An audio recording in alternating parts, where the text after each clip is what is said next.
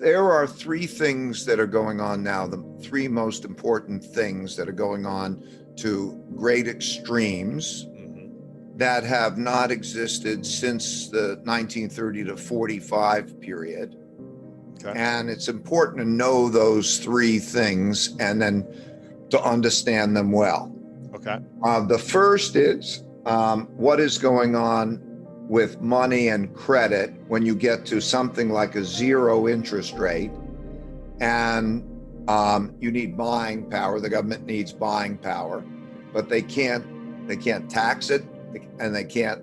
So what we have is the production of a lot of debt that the central bank prints money and buys that debt to spend.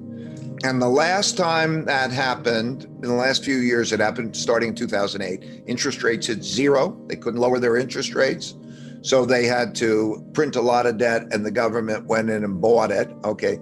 And we're coming to the end of a debt cycle. Okay. So this is a big thing, because where does the money come from and who will get what? The government will now determine that, and then they'll print it and it'll devalue money. Okay, and how money flows, a big deal. So that's number one. The second one are wealth and political gaps that are causing great conflicts. Throughout history, there's always been, the main things that everybody's always fought over is money and power, particularly political power. So what we have is a situation when you have a large wealth gap and you have an economic downturn, particularly if you put a lot of debt having at the same time, you have a fight. I mean, that's been true through history. And it's reflected in the political gap. So the political gap is, it's classic political gap, left, right, okay, capitalist, socialist. How do you distribute it? How are you going to deal with that? That becomes the other, and how you fight. So that's the second of the two. This wealth political gap that's causing the conflict, and it's coming at a time where we don't have much money because we don't have a good financial position. We're printing and putting it out. So we're still paying off debts still, right? Yeah, but with made up money. I mean, meaning what happened, like COVID was such a good example. Okay, you have COVID, and a lot of people and companies had falls in their income that would be ruinous. Okay, if checks didn't go out, we would have had a revolution. Right. And so those checks, and how do you save everything and so on? Okay, so, and it's not like the government had real money. Like they didn't have any money. They already owe a lot. So they just printed more money to give to people. So they made more debt, and then the government and the Federal Reserve printed it, and the checks went out, which diminishes the value of money and so on and changes things. Yeah. So then the third thing is the rise of a great power to challenge an existing great power. So the rise of China to challenge the United States. In all history, there are world orders. What that means are they're the dominant power. It's like in nature almost, the big bull or something. Anyway, there's the dominant power. And then what happens is in 1945, we entered the American world order. The United States won the war, and it ended. And then in 1945, the winners of the war carved up the world. We had 80% of what was considered money at the time, gold, 80% of the world's money, essentially. We counted for half the world's economy.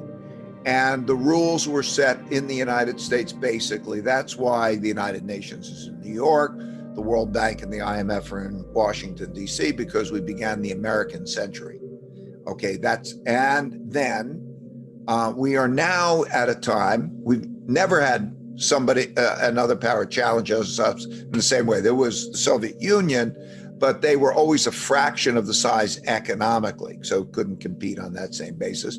They had nuclear weapons, but they didn't have the economic power and so on. But now we're dealing with China coming on as a power. I spent a lot of time in China over the last 36 years, by the way, and I admire how they're doing a lot of things. Right. I mean, I know it's controversial to say that, but in terms of like, they're a power.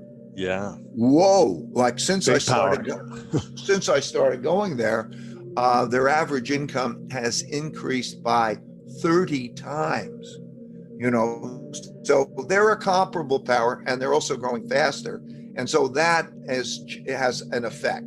So those three things are things that never happened in my lifetime before, but happened before in history, which led me to do the studies of what happened in history and the lessons I could gain. Well, I want to distinguish, there's big differences in opportunities. Yes. So let's say, supposing you have two people of comparable opportunities. Yes. And then they were going to do that. Yep. Okay. The marshmallow test, Yeah. as you know, apparently, is you take a kid and you say, okay, you can have one marshmallow now, or you could have two marshmallows in 15 minutes or If something. you don't eat the first one, yeah. If you don't eat the first one, right? Yep. Okay, once you start to realize that deferred gratification is going to make you better and so on, and you start to count and you say like something like, how many days, weeks, months, or years can I live if I don't have money come in? And you start to focus in on that. That's the first step, okay? Like the marshmallow test. Okay, so I want to save. You got to start there. Then if you do that, you're necessarily going to go save in what? And then you'll start to get exposure to how these things are different. Okay, then you start to care. Well, I can have one of these and one of those, and you start to experience, and then you start to learn. Well, I think first you start with what are the most important things that you're closest to, like, is it your business? First, calculate how many days, weeks, months, or years you can live on your saving. Because when you do that, you'll gain security, you'll gain that, okay? So look at how much you're spending, okay? And then say, how much do I need? And whatever that number is, you're going to need more than that because it may go down rather than go up. So, okay, now do I have a year's spending? Okay, so I think you start there. Then you start to think, what are the things that are most important for me? Like, and then you start with your business.